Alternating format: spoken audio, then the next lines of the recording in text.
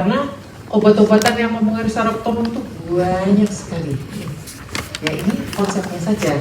Kalau kalian menguasai konsepnya, pasti kalian nanti tidak akan bingung ya kalau menjumpai obat-obatan ini, misalnya di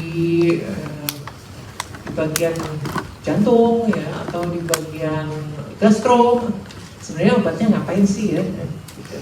Dan tidak tertukar-tukar. Nah, pertama kita lihat dulu di manakah sistem saraf otonom itu berada ya, di sini ya. Kalau ini somatik ya, somatik artinya yang ke misalnya ke otot ya, otonomi ke sini. Oke, masih ingat kan ya? Kemudian sistem saraf otonom ini sangat berkaitan erat dengan efek simpatis maupun parasimpatis. Masih ingat simpatis dan parasimpatis kira-kira tentang apa? Simpatis biasanya berkaitan erat dengan efek fight or flight ya. Mau bertarung, marah, atau mau kabur gitu. Nanti dia akan mempengaruhi organ-organ di sekitarnya yang memfasilitasi keadaan tersebut. Ada marah ya misalnya ya. Kemudian kalau parasimpatis di sini dia berkaitan dengan keadaan ini, rest and digest. Jadi kalau istirahat, kalau lagi kenyang ya, dia parasimpatisnya yang menonjol. Kemudian dua sifat ini sering berlawanan ya. Kalau simpatisnya naik, maka yang efek ini tertekan ya. Kalau kalian tenang saja ya, ini mungkin berada dalam efek keseimbangan. Kalau lagi stres, ya ininya naik ya. Nah ini penting untuk konsep pemahaman dari obat-obatan otonom. Karena obat-obatan otonom pasti nanti mempengaruhi salah satunya. Apakah pengaruhnya ke parasimpatis atau ke simpatis? Kalau pengaruhnya ke parasimpatis, nah kita lihat dia bisa parasimpatomimetik atau parasimpatolitik. Ya. Kalau mimetik ini menyerupai atau menguatkan, ya. Kalau litik itu melemahkan. Jadi dilihat dulu obatnya itu pengaruhnya ke parasimpatis atau simpatis, dan pengaruhnya seperti apa. Pengaruhnya seperti apa? Kalau cara kerjanya nanti banyak ya untuk mencapai ke empat keadaan ini. Tapi yang perlu kalian perhatikan jangan sampai tertukar-tukar ya. Parasimpatis jangan tertukar dengan simpatis, mimetik jangan sampai tertukar dengan litik. Oke, lanjut. Kemudian tadi ya, ada obat agonis sistem saraf otonom. Biasanya obat agonis ini yang menyebabkan efek mimetik ya. Kalau litik biasanya disebabkan oleh antagonis ya. Nah kalau obat agonis ya yang merangsang suatu sistem saraf otonom, apakah itu parasimpatis atau simpatis, dia juga bisa kerjanya direct acting, yaitu pada reseptor langsung, atau indirect acting, selain pada reseptor. Kalau pada reseptor langsung ya kita sudah tahu ya farmakodinamik, di mana ada reseptor ketempelan ligand ya, ketempelan obat itu gampang ya. Indirect nanti kita lihat bisa kerja di mana saja. Yang paling banyak kerjanya ya indirect ya, paling banyak macamnya. Sampai sini masih ikut dengan saya, masih mengikuti. Oke. Kemudian nah di sini ini konsep yang membedakan sistem saraf otonom dan sistem saraf somatik. Tadi ya, kan perjabarannya ada otonom somatik. Di mana ini untuk mengingat saja ya. Di mana misalnya, nah ini jumlah neuronnya. Kalau sistem saraf otonom itu 2, praganglion dan pascaganglion. Sistem saraf somatik ini cuma satu. Kenapa kok ini penting juga ya? Karena nanti neurotransmitternya, biasanya sistem obat-obatan otonom itu akan mempengaruhi neurotransmitternya. Dimana kalau ada ganglion, nah di situ ya. Kalau ini dua ya nanti kita lihat gimana lah sebenarnya kerjanya. Kemudian organ yang dipersarafi biasanya organ dalam ya. Kemudian neurotransmitternya ada asetilkolin, norepinefrin. Tetapi ini juga ternyata agak sama ya. Sistem saraf somatik asetilkolin ya. Tapi kontrolnya ya, kontrolnya involunter, artinya tidak dapat dikontrol. Ini bisa dikontrol secara sadar. Oke, ini pengingat saja. Nah, sebelum kita masuk ke sini, mungkin fisiologi sudah ya. Cuman saya ingin menekankan lagi, ini sistem saraf otonom. Karena ini berkaitan dengan kerja obat. Ya. Ini neuron preganglionik, ini ganglion transmitter. Kalau ini neuroeffector transmitter. Jadi neurotransmitternya ada dua, yang di sini atau di sini ya. Kalau sistem saraf otonom. Kalau somatik cuman ada satu ya, di sini. Kalau otonom ada dua, neuronnya ada dua nih. Yang sini ada ini.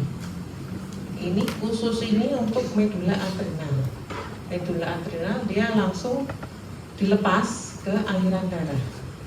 Nah kita lihat untuk ganglionik transmitter dia pakainya asetilkolin.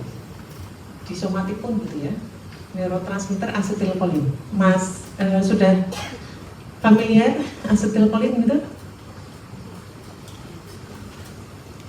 Tetapi kalau yang simpatis dan parasimpatis nanti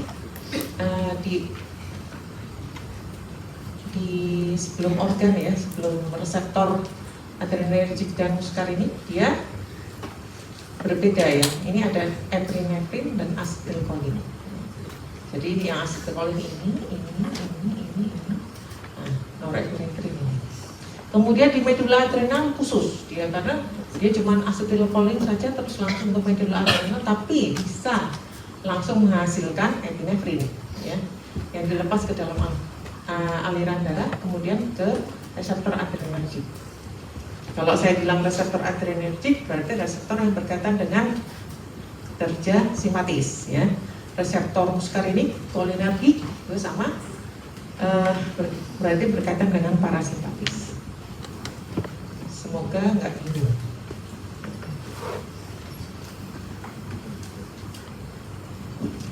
Baik, kalau bingung, nah ini ya, ini penjelasannya ya. Ini ada tipe-tipe reseptor kolinergik, yaitu yang berhubungan dengan parasimpatis. Ada muskarinik dan ada nikotinik. Cara membedakannya bagaimana? Ini dengan pengujian daya afinitas reseptor, daya ikat reseptor ya, terhadap zat muskarin atau nikotin, yang mana yang paling kuat ya. Jadi reseptor kolinergik itu ada di seluruh tubuh ya. Cuman memang dibedakan nanti, bisa dibedakan yang kuat mengikat yang mana ya, muskarin. Kalau yang nikotin tadi kan banyak ya, di otot rangka ya ada, di neuron preganglionik ya juga ada. Nah, bagaimana kalau reseptor adrenergik? Ini diujinya pakai apa ya? Ternyata diujinya menggunakan epinefrin atau isoproterenol. Jadi kalau yang kuat mengikat epinefrin itu nanti alpha adrenoseptor, yang buat mengikat isoproterenol ini beta adrenoseptor. Jadi ya semuanya juga tersebar ya, tersebar merata, cuman nanti sub-sub tipe ini ya, alpha, beta adrenoseptor atau yang tadi ya muskarinik reseptor, nikotinik reseptor itu nanti akan menentukan penyebarannya banyaknya di mana. Kemudian kalau dirangsang nanti efeknya dihasilkan apa? Karena agak berbeda ya penyebaran di berbagai bagian tubuh. Misalnya di sini ya.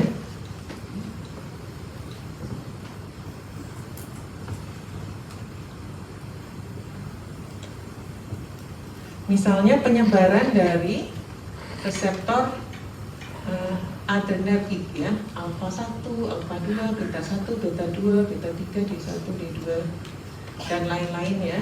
Semakin lama semakin banyak ya subtipenya yang ditemukan. Nah, ternyata yang diinervasi ya, jaringan yang diinervasi oleh saraf-saraf tersebut juga berbeda-beda ya, ditemukannya di berbeda-beda nih ya. Jaringannya yang diinervasi apa saja bisa kita lihat ya. Nah, nanti itu yang menentukan, misalnya kalau beta 2 ya, terutama misalnya di respiratory tract ya, di saluran pernapasan ya, untuk apa? Misalnya kalau beta 2 banyak di saluran pernapasan, kalau dirangsang dia akan bronchodilatasi ya. Kalau ada antagonisnya dia akan bronchokonstriksi dan lain-lain. Tinggal nanti obatnya apa gitu ya. Nah, di sini ada skema ya. Skema kita lihatnya bagaimana ya? Nih, kita lihatnya nih. Yang merah berarti dia simpatis ya, efek dari simpatis. Yang biru berarti parasimpatis. Kita lihat di sini ada beberapa yang ini ya. Yang tidak ada parasimpatisnya ya. Jadi di tubuh manusia ini kebanyakan yang dominan adalah saraf simpatis. Parasimpatis ada beberapa organ yang tidak ditemui inervasi dari saraf parasimpatis ya. Seperti di ginjal, kemudian uterus ya, kemudian pembuluh darah ya itu ya, rangkumannya ini. Nah, biasanya kerjanya berkebalikan kecuali pada berikut. Misalnya ini pembuluh darah, pada arteriola dan vena ya, hanya menerima serat saraf simpatis. Tetapi pengecualian pembuluh darah yang menerima persarafan parasimpatis yaitu pada penis dan klitoris untuk fungsi ejakulasi dan ereksi ya. Kemudian panjang telinga hanya dipersarafi oleh saraf simpatis, tetapi serat pasca ganglionnya mengeluarkan asetilkolin. Jadi walaupun dia mengeluarkan asetilkolin, neurotransmitternya, dia tetap kerjanya simpatis. Itu yang pengecualian ya. Kemudian erektor kiri dipersarafi simpatis, kelenjar liur dipersarafi keduanya, simpatis dan parasimpatis. Dimana kalau nanti pada kondisi simpatis ya, kalau kamu mau tarung kan nggak mungkin ngecas gitu ya, nggak mungkin banyak air liurnya ya. Jadi air liur yang dihasilkan adalah yang kental, viskus. Kemudian kalau misalnya parasimpatis ya, sedang dalam keadaan nafsu makannya tinggi, sedang makan, yang dihasilkan ada air liur yang encer ya. Salah ya. Kalau simpatis yang mukus ya, parasimpatis yang viskus.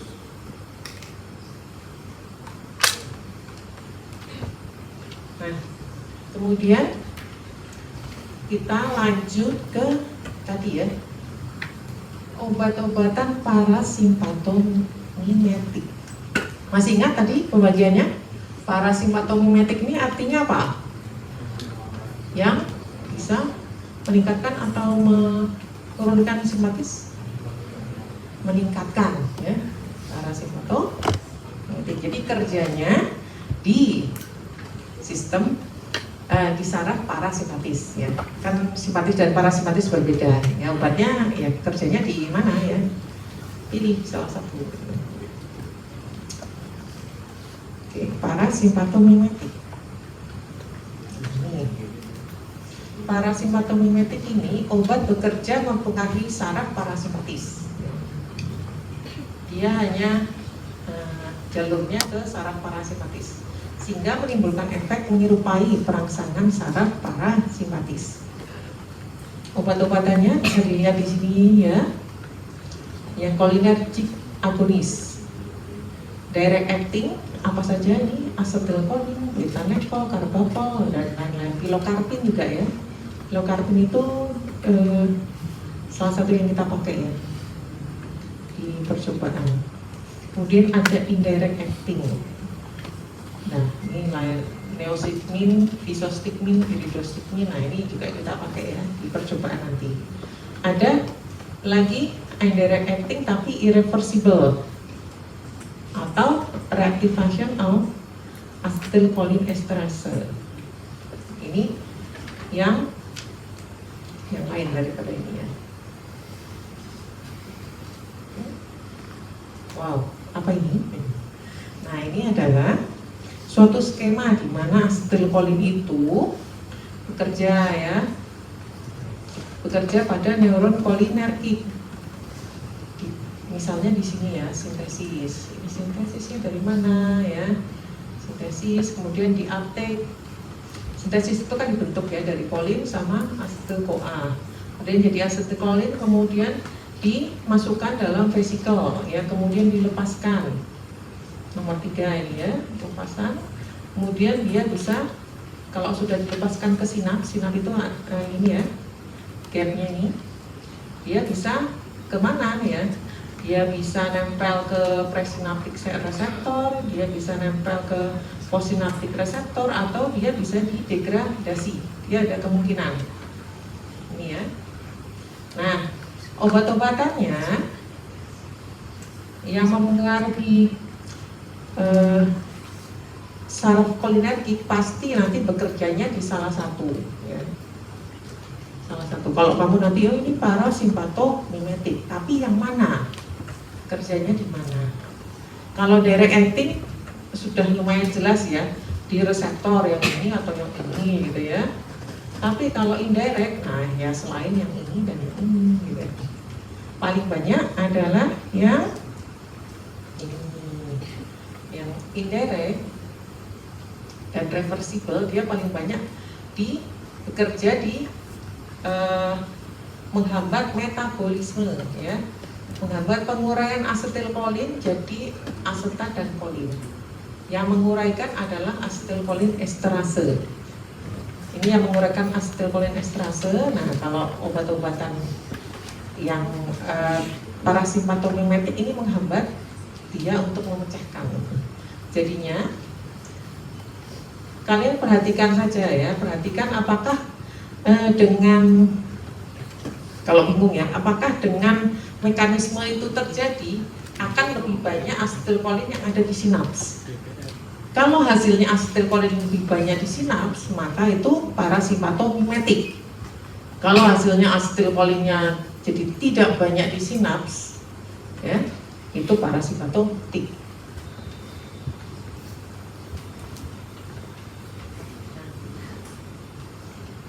Ini adalah contoh-contoh obatnya ya, yang misalnya bekerja langsung ya, ini bekerja tidak langsung dengan cara menghambat enzim asetilcholinesterase. Yang titik tangkapnya juga reseptor muskarinik ya. Ini ya. Contoh obatnya misalnya asetilkolin, pilokarpin, muskarin, metakolin, karbakol, betanekol. Yang paling banyak adalah asetilkolin dan pilokarpin. Pilokarpin itu obat tetes mata yang sangat banyak digunakan ya, terutama untuk kasus-kasus penyakit mata yang apa kira-kira? Pilokarpin itu membuat midriasis atau miosis. Kalau parasimpatisnya dirangsang, fisiologi ya. Masih ingat?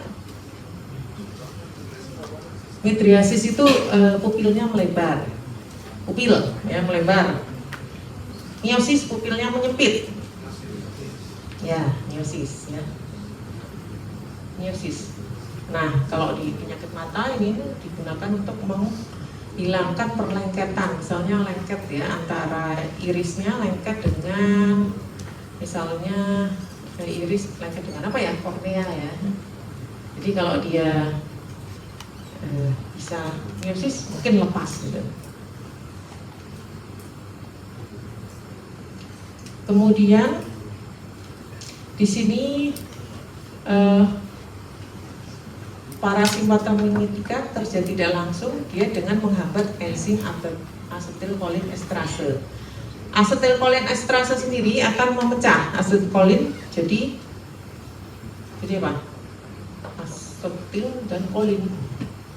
Nah, kalau yang memecahnya dihambat maka asetilkolinnya akan banyak ya, akan banyak di sinaps. Makanya nanti efek parasimpatisnya meningkat. Misalnya bisostigmin, prostigmin, dan lain-lain. Kemudian yang menarik itu misalnya ini ya, gas prang ya, tabun sarin soman ya. Ini ternyata juga parasimpatomimetika ya, terjadinya tidak langsung. Ini sangat sangat terkenal dulu ya, karena ada sekte di Jepang itu ya yang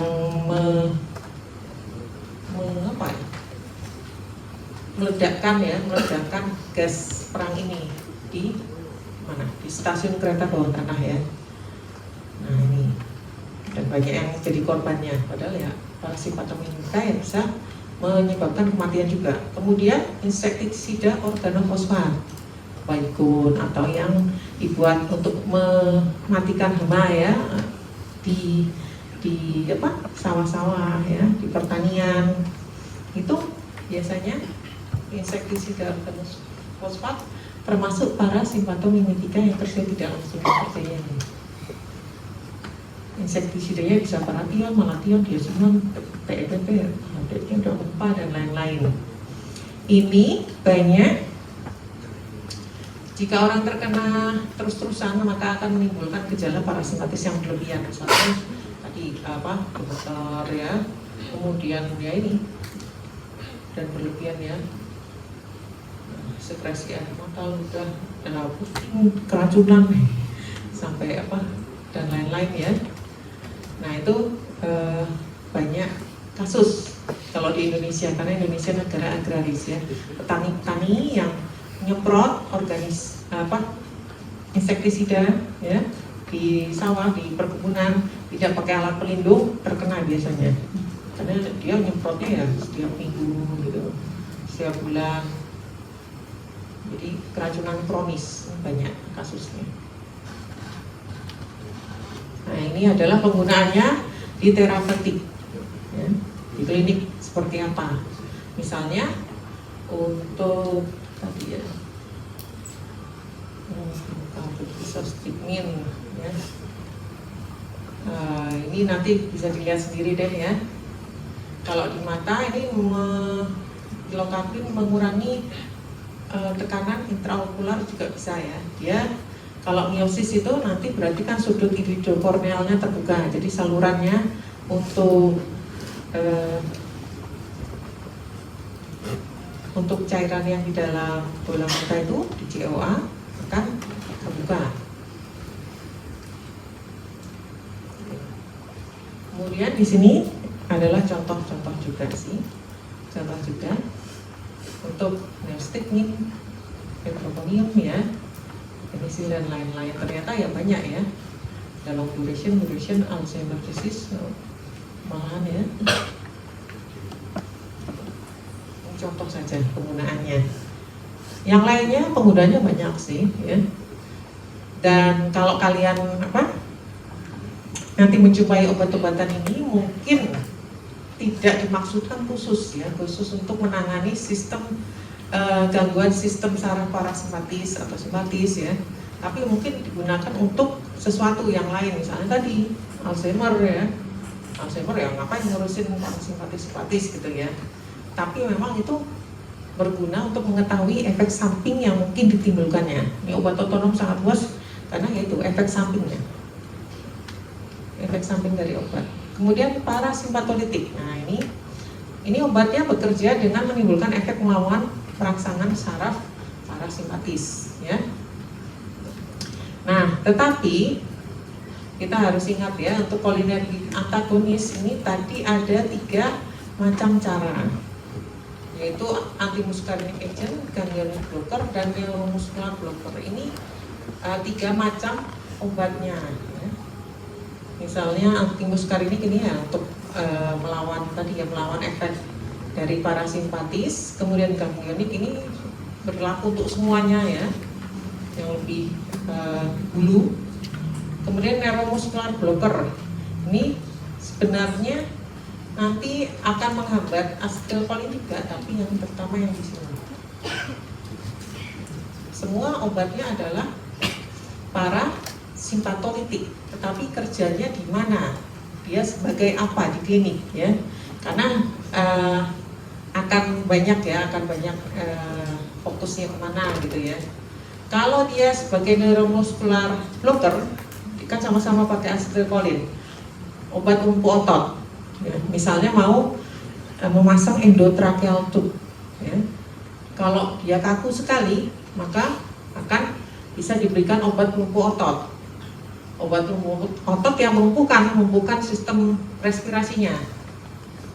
Jadi insersinya gampang ya. Terus gimana, kan nggak bisa napas ya, kan pakai ET, pakai ventilator ya, dibantu secara manual.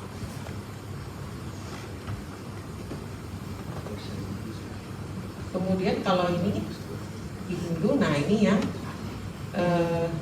menimbulkan efek-efek, misalnya apa? Kalau yang kita butuh parasimpatolitik, misalnya kalau kamu kolik ya, peristaltik usus bekerjanya terlalu cepat sehingga nyeri. Pernah ada yang kolik gitu? Ya, kayak diremut-remut kuat ya, hilang timbul nggak jelas nih. Ini kenapa itu ya? Ini kolik. Timbul karena peristaltik ususnya bekerja terlalu cepat. Nah itu kita bisa kasih diblokir parasimpatisnya. Ini contoh misalnya, ini yang apa ya? Kompetitif yang sebagai antagonis ya. Jadi kalau ada antagonisnya dia nggak bisa masuk. Blocker. Oke, misalnya ini ya, cara kerja itu tadi memblok ya. Memblok itu misalnya atropin, homatropin, dextropin, pirenzepin, iosin dan skopolamin. Nah, yang ini iosin skopolamin ini ya terkenal tadi untuk meredakan nyeri kolik ya. Nyeri yang kolik disebabkan peristaltik yang terlalu intens ya dan menyakitkan. Atropin ini ada injeksi, dia bisa sebagai obat dalam resusitasi ya, resusitasi jantung. Kalau misalnya kasih epinefrin kok masih gagal, kita bisa coba pakai atropin ya, parasimpatolitik. Kan tadi itu ya, apakah kalau Pak nanti simpatomimetiknya gagal ya pakai parasimpatolitik. Ini juga ada di panduan ACLS. Oke, ini contohnya, contoh penggunaannya untuk obat-obatannya, atropin, skopolamin, ya, nikotin dan macam-macam di klinis.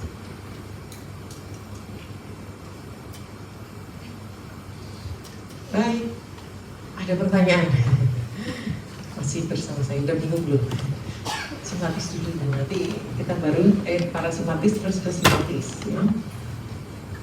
Intinya tadi ya, jangan tertukar-tukar antara 4 itu. Ini baru 2 ya, sudah bingung. Nah terus kalau simpatomimetik seperti apa? Seperti istilahnya ya, kerja mempengaruhi saraf simpatis sehingga menimbulkan efek menyerupai perangsangan saraf simpatis ya. Di sini sudah ada untuk contoh-contoh obatnya, banyak banget ya, direct acting, indirect ya, direct dan indirect, ini mix ya.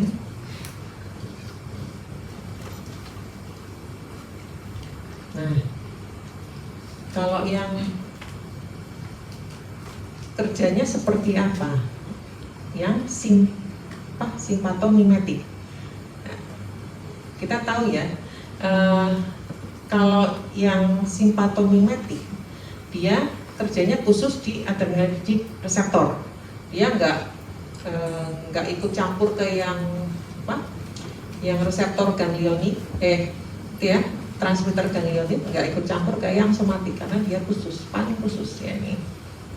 Dia hanya ada di reseptor adrenergic, reseptor simpatis. Yang obatnya adalah norepinefrin, neurotransmitternya dari rangsangan dari sini. Ini postganglion simpatis ya, mengeluarkan norepinefrin kemudian ke adrenergic reseptor. Tapi bisa juga ya, bisa juga jalannya tidak pakai postganglion neuron. Bisa juga langsung ke dalam aliran darah kalau misalnya diperantarai oleh adrenal medula. Ini khusus ya. Hasil akhirnya apa ya? Timbul efek simpatis juga, tetapi ya tidak melewati neuron, tetapi langsung ke pembuluh darah, epinefrinnya dilepaskan ke pembuluh darah, terus nanti mampir di reseptor adrenergic. Itu kerjanya adrenal medula. Ini yang khusus. Jadi, kalau saya tanyakan ya, khusus yang mana? Nah, kalau di sini apa ini ya? Ini sintesisnya ya. Ini adalah ya siklusnya ya, siklus dari adrenergic neuron, dimana mulai dari misalnya sintesis norepinefrin ya sebagai neurotransmitternya, kemudian disimpan dalam vesikel, kemudian nanti dilepaskan ya, kemudian bisa terikat ke reseptor. Nah, dia bisa ke presinaptik atau yang possinaptik ya. Presinaptik ini artinya nempelnya ke sini ya, sama-sama nanti menghasilkan efek simpatis, cuman letaknya aja beda ya. Kemudian setelah itu bisa mengalami metabolisme ya, penghilangan atau pemecahan ya, kemudian nanti diangkut lagi untuk sintesis yang baru. Untuk simpatomimetika penggolongannya ini, menstimulasi reseptor secara langsung atau tidak langsung. Kalau menstimulasinya secara langsung, berarti reseptor pasca sinaptik ya pada efektor. Misalnya adrenalin, dia bisa memengaruhi reseptor alfa dan beta ya. Kemudian noradrenalin juga alfa beta, bisa isoprenalin terutama beta, phenylephrine terutama alfa, salbutamol terutama beta, terbutalin beta, phenolphthalein beta, phenylpropanolamine alfa. Kemudian bagaimana kalau menstimulasi reseptornya secara tidak langsung? Misalnya dengan memengaruhi proses reuptake transmitter. Reuptake itu artinya apa? Kira-kira reuptake yang mana? Reuptake itu di sini ya, di mana dia sudah dilepaskan ke sinaps ya, kan terus bebas kerja ya, tapi ada mekanisme mengambil lagi ya, nggak jadi, udah dilepasin, nggak jadi, pulang yuk, pulang gitu, nggak usah kerja, pulang ya. Oke. Nah, dengan pemahaman seperti itu, kalau saya tanya ya, simpatomimetika ini berpengaruhnya di proses reuptake transmitter itu menghambat apa memfasilitasi, meningkatkan? Coba.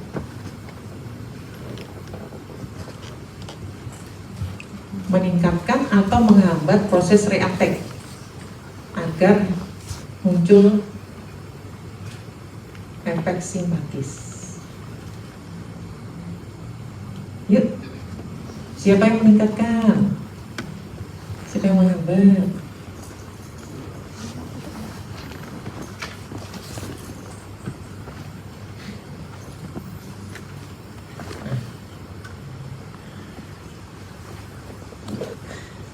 prinsipnya sama ya.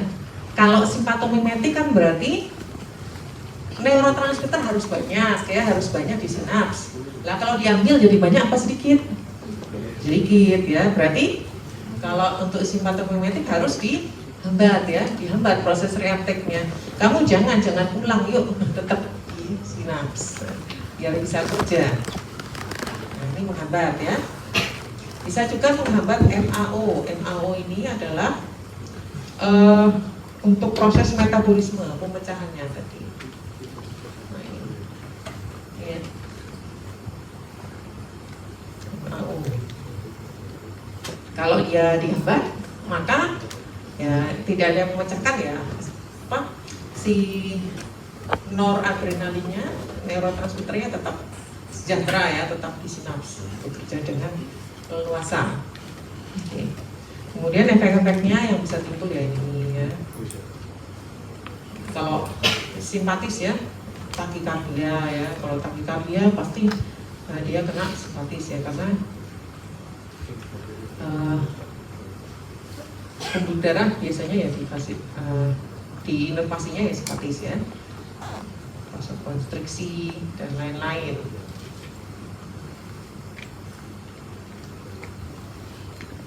Nah di sini ini ada alpha 1 reseptor, alpha 2 reseptor. Tinggal nanti pilih yang mana itu ya. Ternyata ada juga ya alpha 2 itu ternyata bukan di posinaps, jadi di presinaps. Tapi tetap saja kalau dia menempel, dia akan menghasilkan efek di mana ya terstimulasi ya, terstimulasi dari simpatisnya. Kemudian kalau di ini mungkin ini adalah norepinefrin, ini kerja norepinefrin, ini kerja epinefrin, dan ini kerja isoproterenol. Tadi kita tahu ya bahwa alfa beta itu kan bedanya ya, epinefrin dia lebih peka epinefrin atau lebih peka isoproterenol. Ternyata walaupun sama-sama simpatis, tapi dia akan mempengaruhi denyut nadi di sini ya. Denyut nadi secara berbeda. Kalau dikasih norepinefrin bisa agak turun ya. Kalau epinefrin naik, seperti naik. Bagaimana kalau tekanan darah ya? Ternyata kalau dikasih epinefrin naik banget ya. Sistol diastol ini sistolnya naik, diastolnya turun. Ini sama, hampir sama ya. Kemudian di sini adalah peripheral resistant, vasokonstriksi sekali, ini tidak, ini malah vasodilatasi. Ternyata walaupun sama-sama obat untuk meningkatkan cara simpatis, ternyata ada bedanya. Makanya nanti kalau misalnya Anda mau resusitasi kan ada obatnya banyak ya, epinefrin, kemudian dopamin, dobutamin, itu cek dulu ya. Ini yang mau ditingkatkan apakah detak jantungnya, apakah tekanan darahnya ya, atau apanya ya. Jadi berbeda obatnya, tentu saja berbeda titik tekannya, titik tangkap kerjanya, yang mana yang dikuat gitu. Jangan sampai salah ya. Kemudian ini kalau dikasih bronkodilator ya, bronkodilator yang berbeda akan menimbulkan onset yang berbeda juga.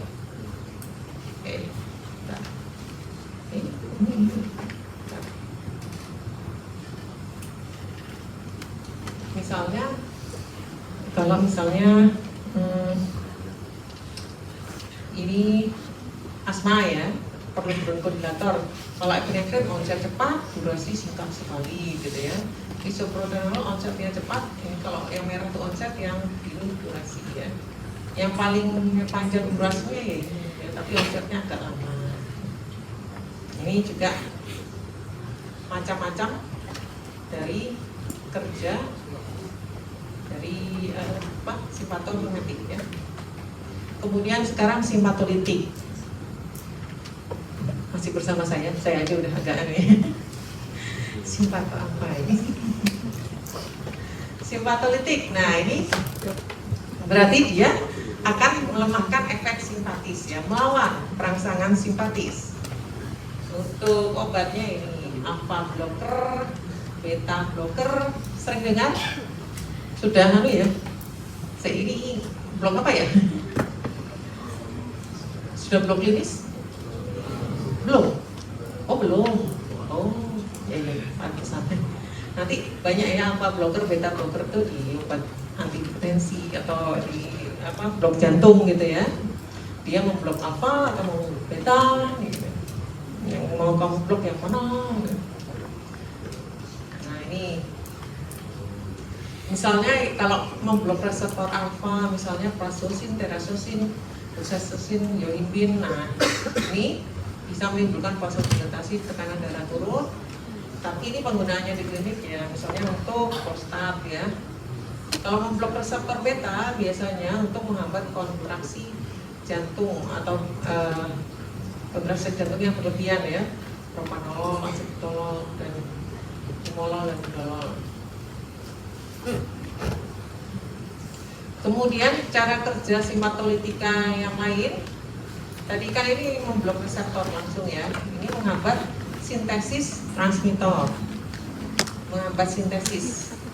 Artinya kalau neurotransmitternya tidak tersintesis ya efeknya turun dong ya. Misalnya menghambat uptake masuknya dopamin ke dalam vesikel, misalnya reseptin ya. Jadi untuk sintesis kan dopaminnya perlu masuk ke dalam vesikel ya. Kalau dihambat ya udah. Menghambat enzim dopa dekarboxilase, ini metilupa. Ini juga efeknya ya tekanan darah turun. Ini untuk penurun tekanan darah, ini juga penurun tekanan darah ya. Ini memang tidak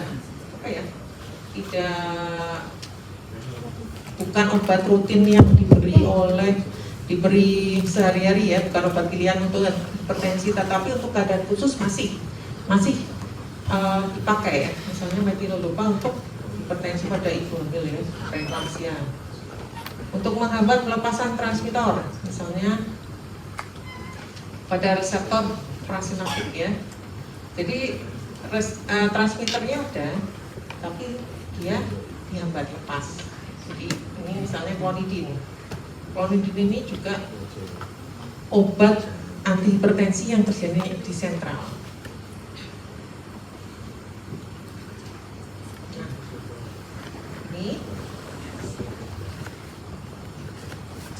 ini adalah macam-macam obat tadi ya, isoprotenerol, epinefrin, dan norepinefrin ya, 3 obat itu ya.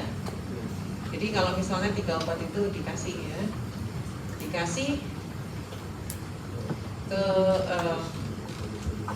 diberikan ya, ini efeknya apa? Beta agonis, alpha blocker ya. Nah itu kalau obat ini normalnya ini ya diberi alpha blocker ya seperti ini, beta blocker seperti ini. Jadi beta blocker dan alpha blocker itu juga lihat-lihat obat rangsangannya ini termasuk rangsangan alpha reseptor atau beta reseptor. Misalnya kalau asma ya, asma kan yang banyak ya reseptor beta ya kasihlah yang menyangkut beta blocker. Misalnya untuk denyut jantung, misalnya terlalu tinggi ya dikasihnya beta blocker, jangan alpha blocker, nanti salah sasaran ya, harus tepat sasaran. Nah ini cuman sejarahnya ditemukan obat dari, ternyata yang paling lama itu propanolol ya, tapi sekarang sudah banyak yang generasi lebih canggihnya, misalnya atenolol, blocker ini ya, beta blocker dan lain-lain.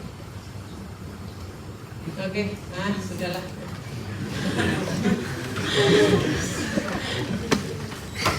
Nah, sudah ada pertanyaan. Sudah dong, karena ampun. Oke. juga akan praktikum ya. Pakai apa? Adik-adik? Smartboard. Ya. Di praktikum ini kalian juga akan diubah-ubah masalah simpatis, parasimpatis, masalah kritik atau mimetik,